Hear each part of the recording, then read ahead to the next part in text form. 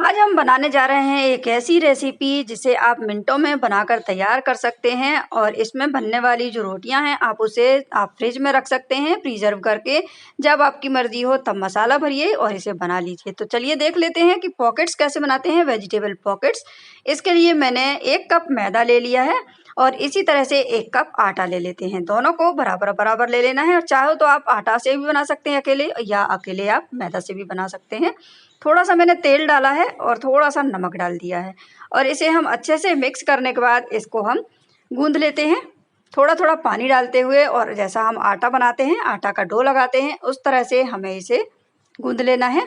तो अच्छे से ये मिक्स हो गया है। थोड़ा थोड़ा हम इसमें पानी डालेंगे और इसे गूंद लेते हैं। बहुत ही अच्छी रेसिपी है ये, बहुत टेस्टी रेसिपी है। आप बच्चों को खिलाइए, बच्चे बार बार आपसे मंगा कर खाएंगे और पूरा टिफ़िन खाली करने वाले हैं। आप चाहो तो इसे सुबह के ब्रेकफास्ट में भी बना सकते हैं, बची हुई रोटियों से भी बना सकते हैं। तो इस तरह से ये आटा हमारा तैयार हो गया है। अब 10 से 15 मिनट के लिए हम इसे ढक कर रख देते हैं और इसके बाद हम तैयार कर लेते हैं हमारी फिलिंग। तो फिलिंग के तैयार करने के लिए मैंने यहाँ कट कर लिया है गाजर, शिमला और बीन्स। अगर आपके पास कोई भी सब्जियां हैं तो आप ले सकते हैं। तो और इसे मैंने डाल दिया है। मेरे घर में ये चॉपर है, इसमें हम अच्छे से चॉप कर लेते हैं। बहुत ही आसानी से हो जाता है और इस तरह की जो चीज़ें हैं घर में ज़रूर होना चाहिए, वो काम को हमारे आसान कर देती हैं।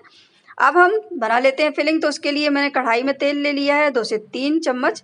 इसके बाद डाल देते हैं जीरा, सरसों और यहाँ मैंने हरी मिर्च डाला है और अदरक डाला है। हरी मिर्च आप अपने टेस्ट के अकॉर्डिंग कम ज़्यादा कर सकते हैं। आपको यहाँ ज़्यादा दिखाई दे रही होगी, लेकिन ये हरी मिर्च बिल्कुल भी तीखी नहीं है। और थोड़ा सा मैंने हींग भी डाला है 1 पिंच। अब हम डाल देते हैं इसमें मसाले। तो हल्दी पाउडर, धनिया पाउडर और लाल मिर्च पाउडर डाल दिया है। अब इसके बाद हम इसमें डालेंगे थोड़ी सी चिली फ्लेक्स, देखने में भी अच्छा लगता है और खाने में भी अच्छा लगता है। थोड़ा सा गरम मसाला डाला है और जो हमने सब्जियां चॉप करके रखी थी उन सब्जियों को डालकर बस 1 मिनट के लिए हमें इसे भूनना है, क्योंकि सब्जियां बहुत छोटी छोटी कट की हैं। और अब हम इसमें डाल देते हैं चाट मसाला। चाट मसाला डालने से बहुत अच्छा टेस्ट आता है, तो इसे ज़रूर डालिए। सभी चीज़ें तैयार होने के बाद लास्ट में हम डालेंगे बॉयल और ग्रेटेड आलू डाल देते हैं और नमक डालेंगे। इसके बाद अच्छे से सभी चीज़ों को मिक्स कर देते हैं और यहाँ हमारी फिलिंग तैयार हो चुकी है। आलू का मसाला तैयार हो चुका है। धनिया पत्ता डालेंगे और इसे ठंडा होने के लिए साइड में रख देते हैं। जब तक ये ठंडा हो रहा है तब तक हम रोटियाँ तैयार कर लेते हैं।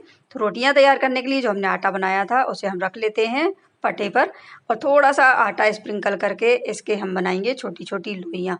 और छोटी छोटी लोइयाँ ही बनाना है, क्योंकि हम इस तरह से बनाएंगे कि ये रोटियाँ बड़ी हो जाएंगी। अभी आपको लोई छोटी छोटी लगेंगी, लेकिन हम इसे बड़ी रोटी बनाएंगे इससे।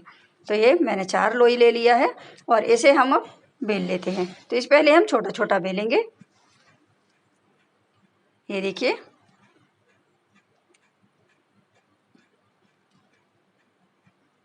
आटा लगाते हुए रोटियां, चारों रोटियां हमें पहले तैयार कर लेना है।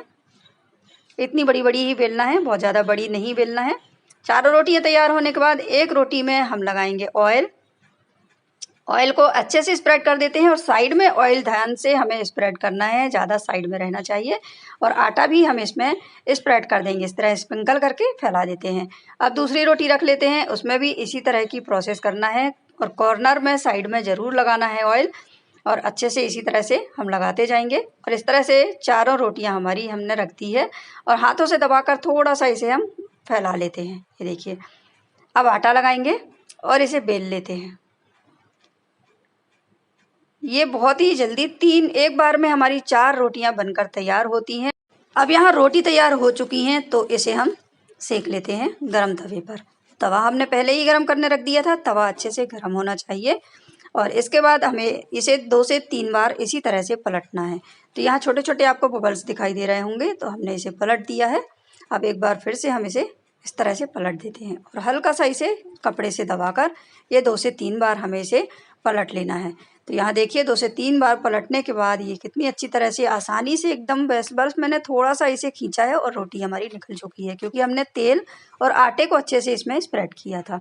तो जितने बार भी हम रोटी निकालेंगे उतने बार रोटी को पलट देते हैं, ताकि दूसरे साइड से भी रोटी सिक जाए। तो यहाँ हमने कुछ ही मिनटों में 4 रोटियां तैयार कर ली है। आप चाहें तो इन रोटियों को जिपलॉक बैग में रखकर 1 दिन के लिए रख सकते हैं और दूसरे दिन इसे बना भी सकते हैं, ये बिल्कुल भी ख़राब नहीं होंगी। अब हम बना लेते हैं ग्लू, क्योंकि हमें पॉकेट को चिपकाना होगा। तो मैंने यहाँ मैदा लिया है और मैदा में हम थोड़ा थोड़ा पानी डालते हुए अच्छा सा पेस्ट तैयार कर लेते हैं और इसे हम रख देते हैं साइड में। ग्लू हमारा तैयार हो गया है। क्योंकि पॉकेट को चिपकाना भी होगा तो इसके लिए थोड़ा सा हमें कोई गम या चिपकाने वाली चीज़ चाहिए होगी। तो हमें इसे मैदे से बनाना होगा। तो हमारा एक ग्लू तैयार हो गया है। एक रोटी में हम इस तरह से आलू को फैला लेंगे। तो मैं यहाँ रेक्टेंगल बनाने वाली हूँ, तो इसे थोड़ा सा रेक्टेंगल शेप देते हुए हम फैला लेते हैं। रोटी का एक हिस्सा उठाएंगे और इसके ऊपर रख देते हैं, मसाले के ऊपर, और इसके ऊपर लगाएंगे हम अपना ग्लू मैदे वाला। और इसके बाद हम ये दूसरी रोटी का दूसरा हिस्सा रख देते हैं रोटी का। इसी तरह से मैदे का घोल लगाते हुए अच्छे से इसे हम चिपका लेते हैं।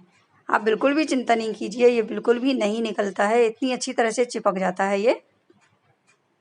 बचपन में हम लोग पेपर वगैरह चिपकाने के लिए भी इस तरह ग्लू बनाते थे, लेकिन उसे हम पका लेते थे।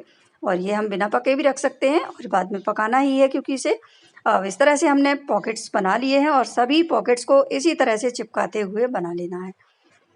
ये देखिए, अब हमने तवे को पहले ही गर्म करने रख दिया था और ऊपर से थोड़ा सा तेल हमने स्प्रेड कर दिया है। अब पॉकेट्स को रख देते हैं। तो पॉकेट्स रखने के लिए पहले मैंने गलत तरीका रखा था। जिस तरफ से हमने सील किया है उस तरफ हमें नीचे रखना है। तो इस तरह से रखकर इसे क्रिस्पी होने तक सेकेंगे। तो एक साइड सिक गया है थोड़ा सा। अब हम इसे पलट लेते हैं और थोड़ा थोड़ा हम इसमें तेल भी लगाते जाएंगे। ये देखिए, यहाँ इस तरफ में तेल नहीं है तो हम इसमें तेल लगाएंगे, बटर लगाएंगे या घी, कुछ भी लगाते जाएंगे। तो यहाँ हमारी पॉकेट्स तैयार हो चुके हैं। अब हम दूसरी पॉकेट्स जो हमने दो और बनाई थी उसे भी सेक लेते हैं। इसी तरह से सभी पॉकेट्स बना लेना है। आप इस रेसिपी को बच्चों के टिफ़िन में रख सकते हैं। बच्चे आपके टिफ़िन पूरा खाली करके आएंगे। बहुत ही ज़्यादा टेस्टी रहता है और खाने में सबसे ज़्यादा आसान रहता है। थोड़ा सा सॉस रखिए टिफ़िन में और इसे सर्व कीजिए। तो सॉस के साथ बहुत ही ज़्यादा टेस्टी लगा और क्रिस्पी बनता है। गर्मा गर्म इसे सर्व कीजिए। बहुत ही ज़्यादा टेस्टी, हेल्दी और ईजी हमारी ब्रेकफास्ट बनकर तैयार हुआ है। तो मिलते हैं अगली न्यू रेसिपी के साथ में।